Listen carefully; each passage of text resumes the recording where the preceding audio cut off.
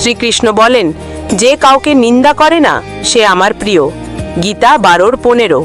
দয়ালু ও সহানুভূতিশীল আচরণই ভক্তির লক্ষণ। ভরসা ও সাহস। শ্রীকৃষ্ণ বলেন, আমি প্রত্যেকের ভেতরে শক্তি স্থাপন করেছি। গীতা 7:8। অনুরূপ, মানুষ দুর্বল নয়, ঈশ্বরের অনুগ্রহে শক্তিশালী। ভক্তের ভার আমি বহন করি। শ্রীকৃষ্ণ বলেন, আমি ভক্তের দায়িত্ব নিজে গ্রহণ করি। গীতা 9:22। ভক্ত একা নয়, ঈশ্বর সঙ্গী। সর্বশেষ শিক্ষা, আশ্রয় গ্রহণ। শ্রীকৃষ্ণ বলেছেন, সব ধর্ম ত্যাগ করে শুধু আমার আশ্রয় হও, আমি তোমাকে সকল পাপ থেকে মুক্ত করব। গীতা 18:66। এটাই গীতার সারমর্ম, সমর্পণ ও বিশ্বাস। হরে কৃষ্ণ।